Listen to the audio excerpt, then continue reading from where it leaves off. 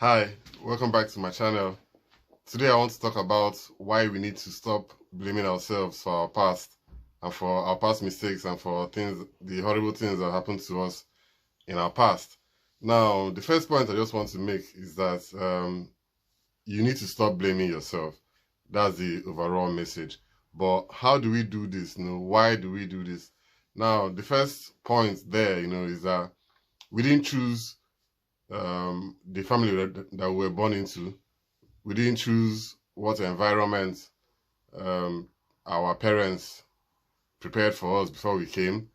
We did not choose what society we were born into, and all the other environmental factors that have helped to shape who we are today and shape our experiences.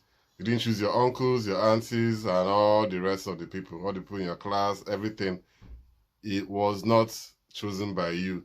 I know some spiritual teachers believe that we chose every experience that we are here to, but there's not much evidence, to support that.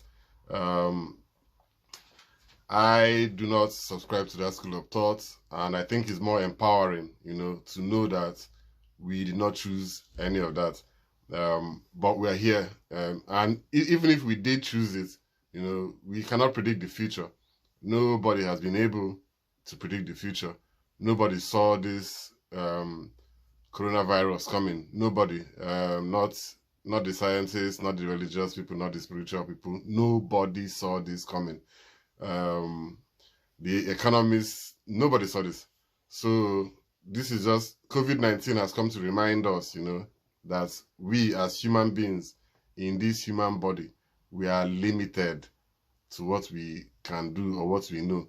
And it's better for us to stay in the present moment, because there's no amount of predictive tools that can tell what is going to happen tomorrow or even in 1 hour's time. I have no idea what is going to happen.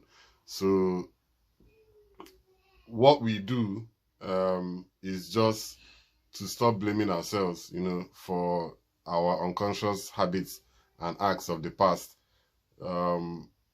It is not your fault, basically, that you did those things. You did not know better. If you knew better, and if you had seen what the outcome would have been, then you probably would have made a different choice from the choices that you made at that time. The choices we made in the past was a reflection of our level of awareness, of self-awareness at that point, at that time that we were making those decisions. So please stop beating yourself up. And the second thing you need to understand is that nobody is perfect. It doesn't matter who you see on television, social media, the most successful people, none of them are perfect. Nobody. When it comes to this human life, it's not possible to find perfection.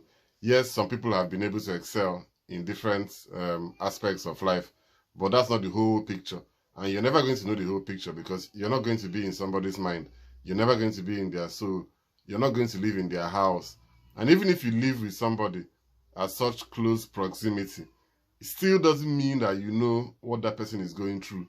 I've lived in my house with my family, and everybody, but I had my own feelings inside, and I'm sure everybody had their own issues that they were dealing with, their own emotional issues, which is not possible to infiltrate and and extract without asking them. And even if you ask them and they tell you, you're still not going to be able to feel everything that they are feeling, because it is not you. Life is an individual journey in the end, and we are here to entertain ourselves. That's why I'm doing these videos. I'm just here to express and to teach what I think I've learned from life. So if you keep blaming yourself, then you stop yourself. That's one of the biggest roadblocks to progress. That's one of the biggest barriers, to personal growth. That blaming, you need to remove it, uproot it. It's not so easy, Of course, I'm saying you need to remove it, but I know it's not. I know it's not as easy as just removing it. Yeah, but you can, by reframing your thoughts, reframing your beliefs, reframing your stories. Those stories that you're telling yourself, you need to change them. I keep saying it every time, and I'm going to keep repeating it on every video because it's very important that we reframe our perception, our belief about ourselves, those underlying beliefs that we have that nobody sees and hears of. Today, this morning, I was telling myself that I made a very negative statement to myself, you know, and I caught myself saying it and I was scared. I was scared. I said, yeah, that I'm dead in my soul. And I said it, and I don't know who was saying that, but yeah, it was coming from my mind, you know. And I was like, wow, no, I'm not. I'm not dead. I'm alive. I'm very alive, and I'm going to be alive, you know. So that was really amazing. And I wrote it down as one of my negative thoughts, you know, that was very, very vivid. Clearly, I heard myself saying that. So we say such things to ourselves. Now, imagine if somebody else, an outsider, was to tell us the things that we tell ourselves in our head. We're going to be really offended. We're going to cut the person off or block the person from our lives. We might probably fight with the person there. You know, we might get violence, you know, but we don't do it when we talk to ourselves.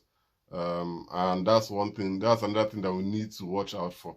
So if you can watch out for these things, then you can start reclaiming your power from your past, you know, little by little. Just by removing this big roadblock, you know, you can, your power will find a way, you know, to return back to you. Well, it never really went anywhere. It has always been there, you know, waiting for you to recognize it. And it's still waiting, and it's wait for you even up until the end. Nobody can take it away from you. It's part and parcel of who you are. It is inbuilt. It's inbuilt into your existence. You are it. You are the power. You are the energy. You are the source. You are everything around you that's moving you towards what is possible for you. Don't let your mind be the roadblock. Now, why I'm saying that the mind is the roadblock is not because I'm just assuming it is. It's very easy to just Google it. So I don't really need to quote anybody. This is what all the spiritual teachers have been saying. This is what all the psychologists have been saying. All the scientists, all the neuroscientists have been telling us. And it's a physical part of our brain. It's the hindbrain. It's the physical part of our brain. It's not something imaginary. You know, it's there. It's your fight or flight mechanism in your brain. It's what protects you and keeps you safe. So I'm not saying something that's abstract. It's a real physical entity in your brain, and that's how it works. That's we don't really understand how the memory, you know, works and everything, but we know that the memory is there too. So you need to be able to change these things gradually by challenging that negative voice in your head, by reframing your stories, and, you know, putting a positive spin to your stories, by understanding that it wasn't your fault that you made the decisions that you made when you did not know what you know now. And even if you knew and still made those wrong decisions, it means that you didn't know it up to the level that you know it now. And I know you won't be watching this video if you don't believe this. So I'm not here to teach you anything. I'm just here to remind you of what you already know. You cannot change your past. We know that already. But yet, we keep beating ourselves up over what has already gone a long time ago. I know it lingers on. It stays. I still remember mine almost all the time. Almost all the time. But they serve as reminders, you know, not as depressants.